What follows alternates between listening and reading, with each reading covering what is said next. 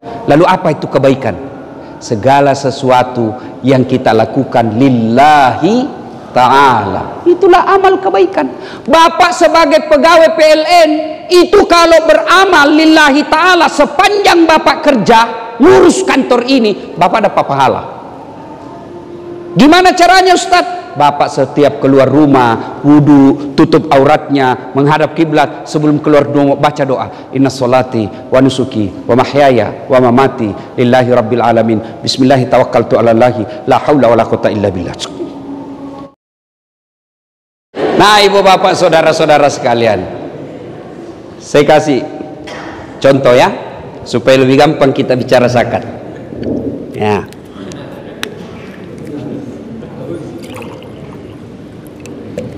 Yang namanya 2,5%. Ini halal atau haram?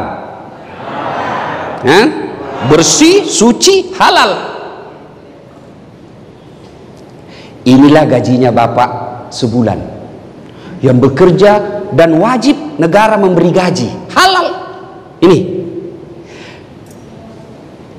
Tapi di sini ada haknya orang 2,5%. Yang kalau tidak dikeluarkan, maka dia mengotori seluruh harta yang halal tadi.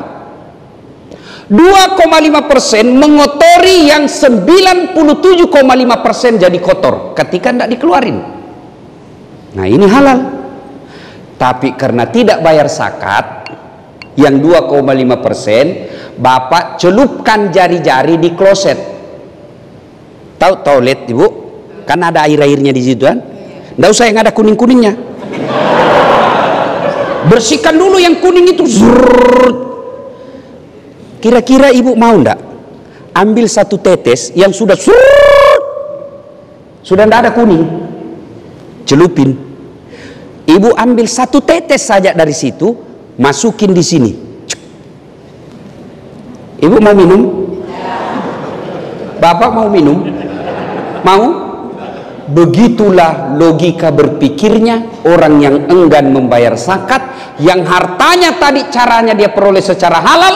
Karena dia tidak membayar zakat, seluruh hartanya jadi kotor. Karena hartanya menjadi kotor, dimakan menjadi anaknya kepala batu, dimakan istrinya jadi pembangkang tidak tahu aturan, dimakan suaminya, mentalnya mental perselingkuh. Kenapa? Yang membentuk darah dagingnya adalah barang haram, meskipun dia peroleh secara halal, tapi karena dia tidak keluarkan zakatnya menjadi haram.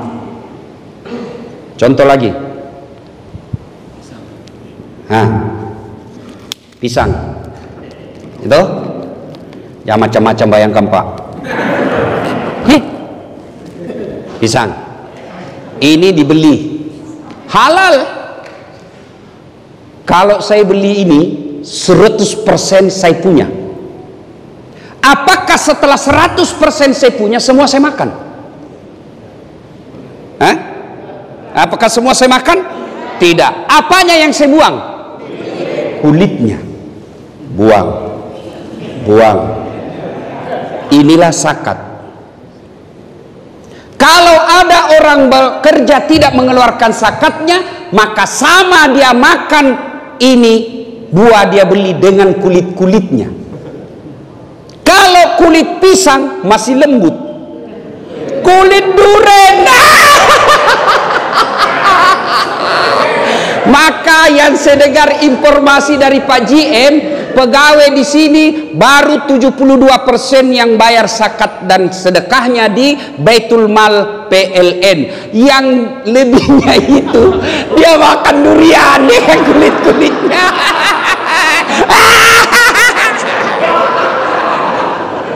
Contoh ketiga, nih ibu-ibu nih, contoh ketiga, beli kain. Berapa meter satu baju? Kalau baju saya 1,5 meter baju. Apakah 1,5 meter itu semua saya pakai? Tidak. Saya punya dong. Saya jahit saja, tidak ada saya buang. Cantik?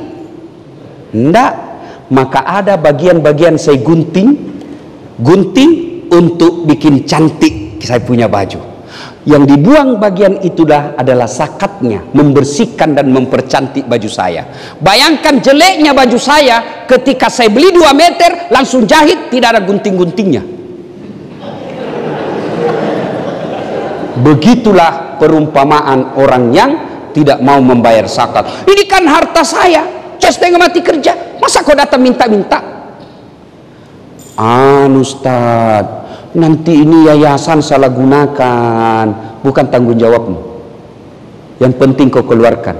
Dan orang yang menyalahgunakan zakat, hati-hati bos, hati-hati.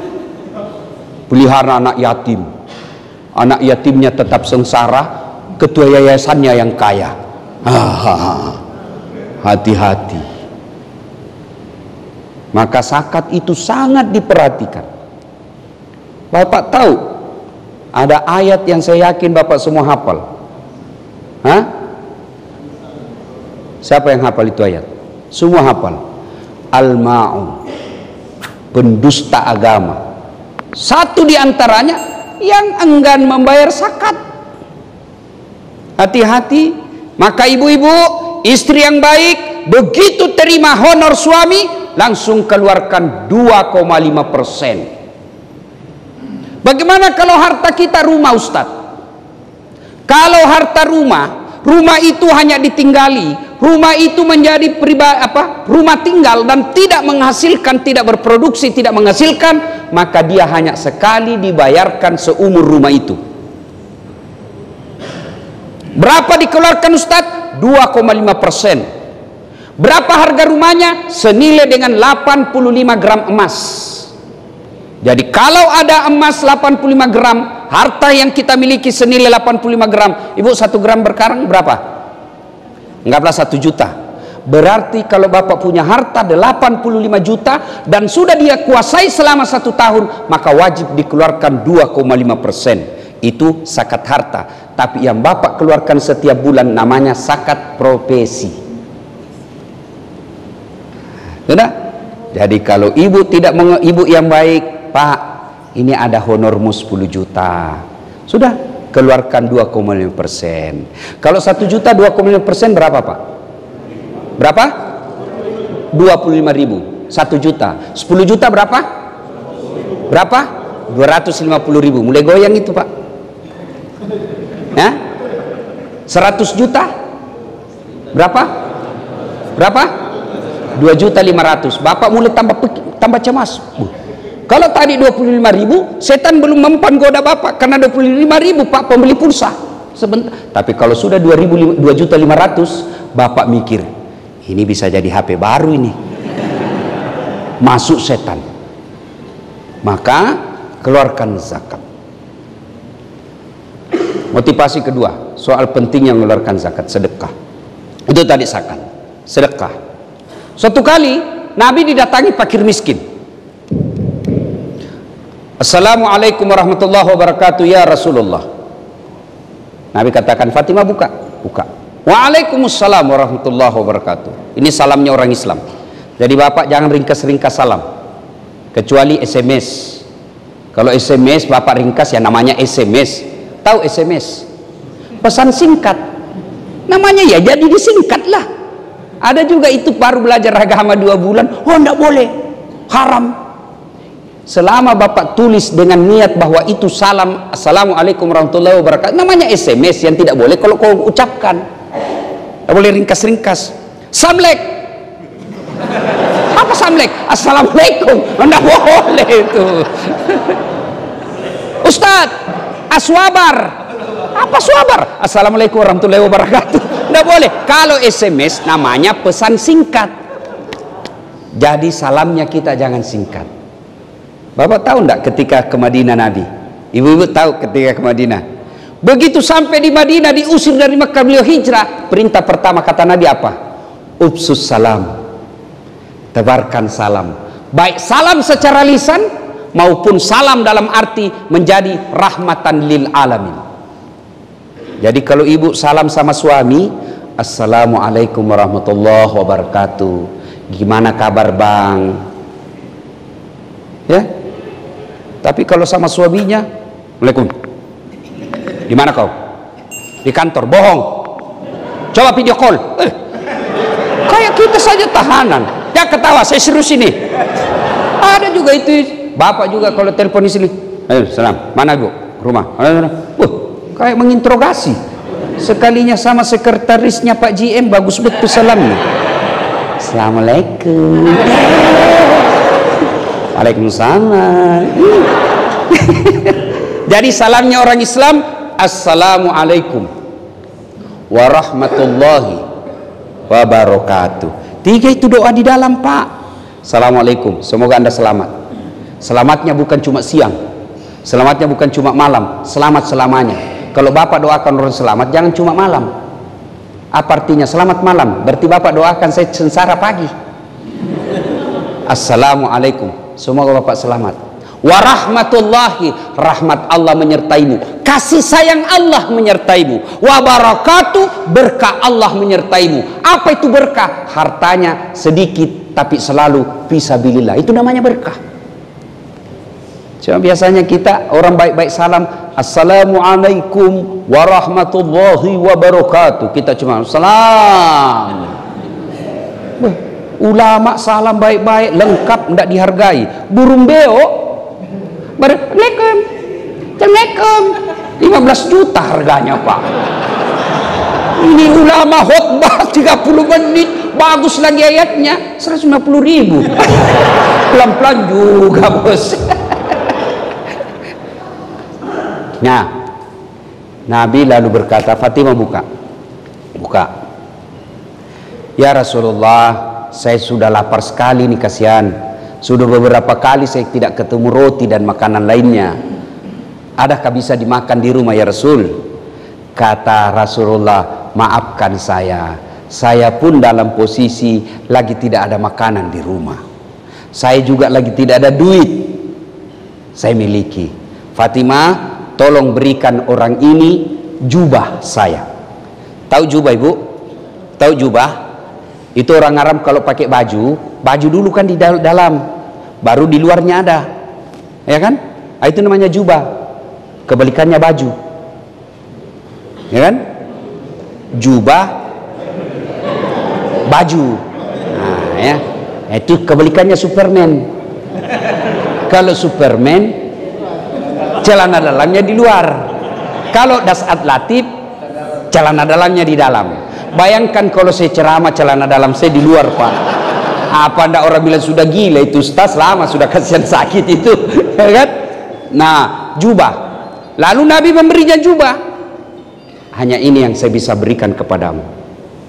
Pelajaran pertama, Pak, kalau ada orang datang minta tolong ke rumah, mengucapkan saja itu sudah berat.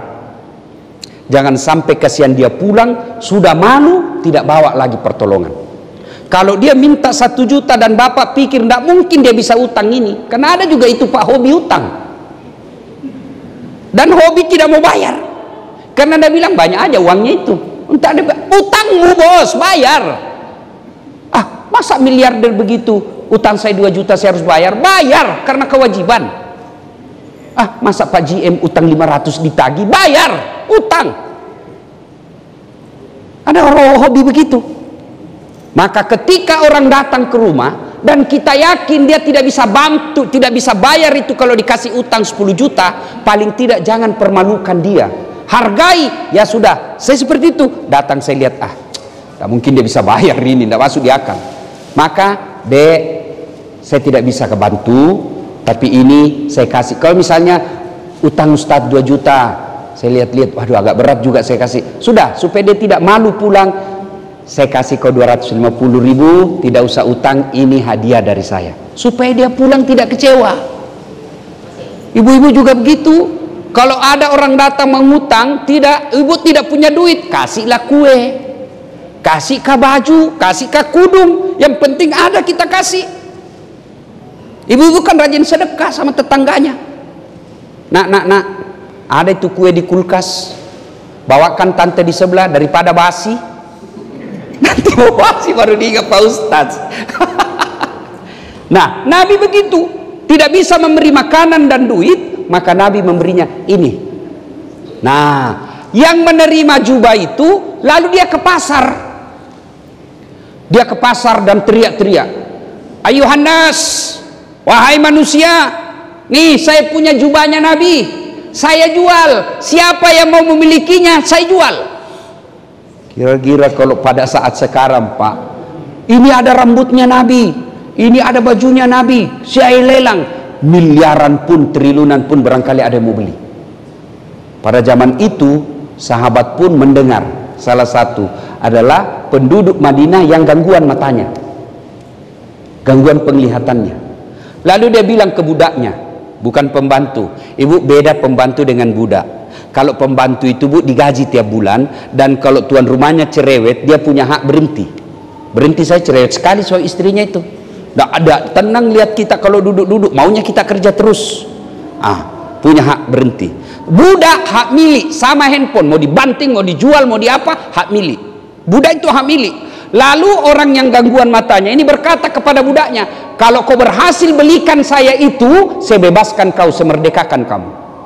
Dia ke pasar dan alhamdulillah berhasil membeli baju itu, jubah itu, lalu dibawa ke tuannya. "Tuan, alhamdulillah saya berhasil membelinya. Saya merdekakan kamu. Sekarang kau bukan budak saya." Lalu yang gangguan matanya diambil jubahnya Rasulullah, dia selawat sebanyak-banyaknya, dia berdoa kepada Allah, dengan izin Allah dia gosok-gosok terus dengan jubahnya Rasulullah, dengan izin Allah bagus penglihatannya, sembuh. Lalu setelah sembuh dia gembira, dia datang kembali ke rumah Rasulullah. "Ya Rasulullah, mata saya sudah sembuh. Berkat izin Allah saya gosok dengan baju ini, saya kembalikan baju ini." Akhirnya baju itu kembali dimiliki Rasulullah. Lalu Rasulullah memanggil anaknya Fatimah, "Anakku, sini kau lihat, ini hebatnya sedekah. Coba kau lihat ini sedekah." Dia kembali lagi ke saya, tapi sebelumnya dia memanfaat sedekah ini kepada orang. Satu, dia mengenyangkan perut kosong tadi. Dua, dia memerdekakan budak. Tiga, menyembuhkan orang sakit. Hebatnya yang keempat, dia kembali kepada pemiliknya. Demi Allah, sedekah yang Bapak keluarkan bukan untuk yang Bapak kasih. Ibu bersedekah kepada tadi anak sekolah ini, bukan ibu kasih ke dia, tapi apa? Ibu pada hakikatnya mengembalikan harta itu ke dirinya, pemberi. Karena dalam Al-Quran Allah jelaskan, kau belanjakan hartamu di jalan agama Allah, 1 biji ibaratnya kau tanam, menumbuhkan 7 bulir. 7 bulir itu setiap bulirnya mengandung 100 biji. Artinya 1 sedekah Allah ganti 700 kebaikan. Saya banyak sekali pengalaman soal sedekah, Pak. Cuma tidak enak dicerita. Apalagi nanti kalau tayang, nanti kita dibilang ria. Percaya, Allah pasti ganti. Ibu-ibu, saya tanya ibu, ibu, ada ibu pernah lihat orang bangkrut gara-gara rajin sedekah? Ada? Tidak ada. Ada orang tidak senang sama dermawan? Saya tanya bapak-bapak, senang GM yang dermawan atau pelit? Hah? Senang istri GM yang pelit atau dermawan? Dermawan. Ibu-ibu senang menantu yang pelit atau dermawan? Senang tetangga yang pelit atau dermawan? Tidak ada orang suka orang pelit, ya? Bahkan orang pelit sekalipun tidak suka sama orang pelit. Begitu jeleknya itu sifat pelit. Jatuh ke rumahnya pelit, dia juga pelit, beleng-beleng. Ya, sedekah. Saudaraku, bersedekahlah. Bu, banyak faedah sedekah. Selain kembali ke kita, juga sesungguhnya tolak bala. Kalau ibu khawatir suaminya diganggu perempuan lain, ndak usah periksa HP-nya. Semakin ibu periksa HP, semakin cerdas dia. Benar. Ibu periksa, ambil aja. Ternyata ada HP-nya yang lain disembunyi. Sudahlah, ibu mau awasi suaminya. Mana bisa ibu menjaga suami 24 jam? Tapi kalau Allah yang jaga suaminya ibu, biar perempuan mana yang goda tidak akan tergoda. Bagaimana caranya, Ustaz? Salah satu di antara tolak bala itu kata Nabi, as-sadaqatu, bersedekahlah. Gimana maksudnya, Ustaz? Kalau ibu mulai curiga, suamiku Selama jadi pegawai PLN 3 tahun belakangan ini, tidak pernah dia pakai parfum. Kok sekarang biar pengharum ruangan, dia pakai juga semprot di badannya. Mencurigakan sudah itu, Bu. Selama ini tidak pernah setrika bajunya. Apapun dia tidak setrika. Sekarang baju dalamnya pun mau disetrika. Selama ini rambutnya acak-acakan, sekarang pakai pomade. Ada sungainya di sini.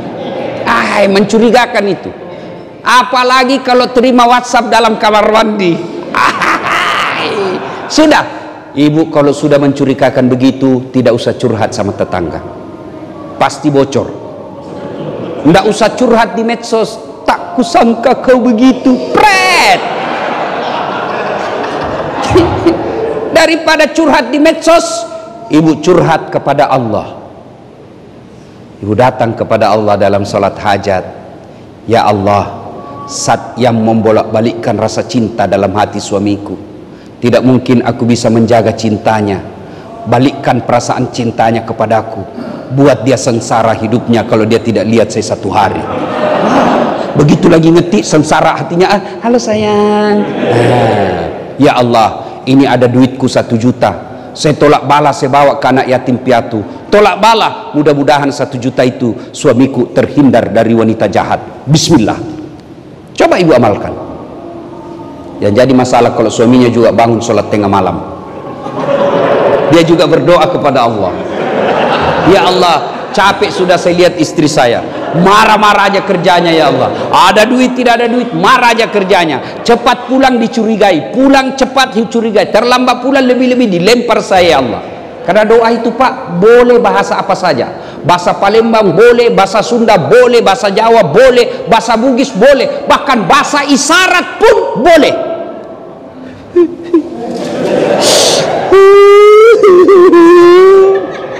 Bahasa isyarat lagi sengsara hatinya. Sudah, ya Allah, ada duitku 1 juta, saya tolak bala. Mudah-mudahan 1 juta ini istriku ikhlas saya kawin lagi. Bingung malaikat, yang mana aku kabulkan? Ayo sedekah. Ibu-ibu, kemana-mana dokter belum sembuh, memang bukan dokter yang menyembuhkan kita. Bapak-bapak, kemana-mana dokter tidak sembuh-sembuh, bahkan dokter apa ya, memang bukan dokter sembuhkan kita. Dan saya Pak GM, sepanjang hidup saya belum pernah ketemu dokter yang hebat. Kenapa? Begitu saya ke dokter Pak, saya juga yang kasih tahu penyakitku. Yang hebat itu baru dia lihat, dia sudah tahu penyakit saya. Itu hebat itu. Ini kan tidak. Assalamualaikum dok. Waalaikumsalam. Ustaz, masuki. Kenapa Ki Pak Ustaz? Ini dok, sudah 2 hari mencret. Kenapa bisa Pak Ustaz? Dalam hatiku ya urusanmu, kau dokter. Masa saya lagi kau tanya? Diperiksa, tok, dikasih obat. Pak Ustaz, kembali lagi 3 hari yang akan datang. Kenapa disuruh kembali? Mau dilihat reaksinya ini obat, cocok atau tidak. Itulah sebabnya beda umur, beda berat badan, beda dosis. Kenapa? Karena ini uji coba, mau dilihat cocok enggak ini dengan ilmu yang diterima selama ini. Kalau tidak, ganti lagi. Bukan karena dokter mau ngambil duitnya Bapak, tidak. Namanya di prediksinya, diagnosanya ini, ini cocoknya ini. Ternyata tidak cocok, ganti lagi. Yang hebat itu dokter baru masuk, pasti komen cerit Ustaz. Nah itu hebat itu Pak. Allah, ayo Bu, Allah. Tanpa diberitahu, Allah tahu penyakitmu. Tanpa diberitahu, Allah tahu apa solusinya. Maka ketika ada masalah penyakit, ibu karena pelit, sudah ke dokter kiri kanan dikasih obat, tidak sembuh-sembuh, Bapak pelit. Sedekahlah. Saya niat sedekah ini, mudah-mudahan saya sembuh dari penyakit saya. Dan itu banyak sekali keajaiban yang mereka diberikan terapi sedekah, sembuh dengan sedekah. Apa susahnya Allah menyembuhkan orang sakit? Sedekah. Karena waktu yang terbatas. Yang ketiga, Bapak masuk surga atau neraka itu bukan karena orang masuk surga karena tidak punya dosa. Saya ulang, ibu, orang masuk surga itu bukan karena tidak punya dosa. Kalau orang tidak punya dosa masuk surga, syaratnya maka tidak ada isinya surga. Adakah manusia tidak ada dosanya? Ada. Semua orang punya dosa Pak. Jangankan kita yang hidup zaman medsos, sedikit-sedikit lihat lagi postingan. Kita tidak mau lihat, tapi orang pancing kita, dikirim ke grup, dilihat dosa, tidak dilihat barang bagus. Zaman Nabi tidak ada mall, zaman Nabi tidak ada medsos, zaman Nabi tidak ada internet. Semua itu peluang-peluang dosa, ini semua hidup kita. Pada zaman Nabi tidak ada itu. Tapi apa Nabi tidak punya dosa? Nabi Adam berdosa, ibu. Apa dosanya Nabi Adam? Makan buah khuldi. Nabi Ibrahim pernah berdosa. Kenapa? Waktu diadili Raja Namrud dia berbohong, bukan saya hancurkan patung. Dosa. Nabi Nuh dosa. Kenapa? Gagal didik anak dan istrinya. Nabi Yunus dosa. Kenapa? Dia pernah sangka buruk kepada Allah, dia tinggalkan tugasnya sebagai dai, dia tinggalkan, dia pergi ke laut. Itu para nabi. Apalagi kita. Maka lalu apa yang membuat orang masuk surga? Ketika ditimbang kebaikannya dengan keburukannya, ternyata kebaikannya jauh lebih banyak daripada keburukannya.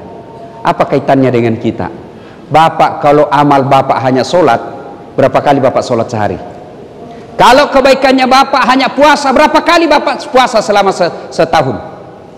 Kalau kebaikan amal itu hanya haji, berapa kali? Bahkan ada orang belum haji. Lalu apa itu kebaikan? Segala sesuatu yang kita lakukan lillahi ta'ala, itulah amal kebaikan. Bapak sebagai pegawai PLN itu kalau beramal lillahi ta'ala, sepanjang bapak kerja ngurus kantor ini, bapak dapat pahala. Gimana caranya Ustaz? Bapak setiap keluar rumah, wudu, tutup auratnya, menghadap kiblat, sebelum keluar baca doa, inna sholati wa nusuki wa mahyaya wa mamati lillahi rabbil alamin, bismillahi tawakkaltu ala Allahi la haula wa la quwata illa billah. Kalau bapak baca ini, apalagi ada wudu, pakaian yang menutup aurat, kata Nabi, langkah kaki kananmu satu pahala, langkah kaki kirimu gugur dosa kecilmu. Coba bayangkan kalau bapak kerja 200 meter dari sini, 1 kilo dari sini, berapa langkah kaki itu pak? Apalagi kalau sampai di kantor bapak naik lantai 1, turun lagi, naik lagi, mutar lagi di lapangan, berapa langkah kaki itu? Apalagi di dalam kantor jalannya begini pak. Iya toh? Cuma ini tidak kita amalkan. Kita mau keluar bukan baca doa, kita mau keluar goodbye daddy, daddy. Ibu, ini mumpung saya ingat, kalau suami mau keluar ibu, suruh dia sedekah. Apa sedekahnya suami sebelum kerja? Cium jidat. Itu Rasulullah setiap mau keluar rumah, dia sedekah kepada istri beliau. Caranya apa? Cium jidat. Maka mulai besok setiap suami mau keluar bu, dia lupa, pak sedekah dong. Bapak datang, sini saya sedekahi kau. Cuma ibu juga kalau mau disedekahi yang rapi, jangan bau sedekah, aduh. Ya, nah kemudian bapak motivasi. Mana ada hidup kita di sekarang, zaman digitalisasi, digitalisasi yang bebas dari listrik. Ayo, saya berterima kasih kepada PLN, bersyukur kepada Allah, dan berterima kasih kepada PLN. Kenapa? Karena PLN lah yang menyediakan energi listrik sehingga orang bisa dengar dakwah saya. Sudah siap jamaah, sudah siap panggung, padam listrik, mana bisa penuh, tidak nyala ini, tidak didengar. Maka kita para mubalik tidak berlebihan kalau saya katakan kami para pendakwah berutang budi kepada PLN, karena dengan PLN lah orang bisa nonton YouTube, mana bisa buka YouTube kalau padam listrik. Maka selama bapak niatnya memudahkan dakwanya Pak Ustadz sehingga harus menyediakan listrik, tidak boleh padam listrik, maka selama itu bapak punya pahala bagian daripada perjalanan dakwanya para ustadz. Cuma bapak kan bekerja bukan itu, bapak bekerja cari muka sama GM. Kalau ada GM, cepat sekali kerja.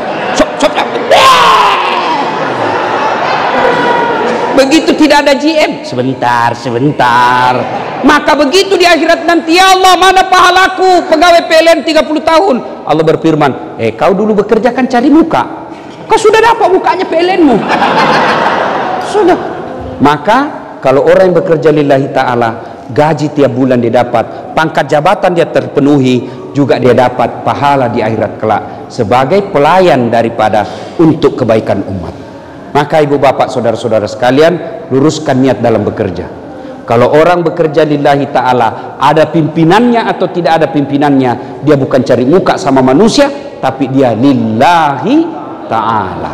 Ibu bapak saudara-saudara sekalian, inilah tausiah kita pada taklim kita kali ini.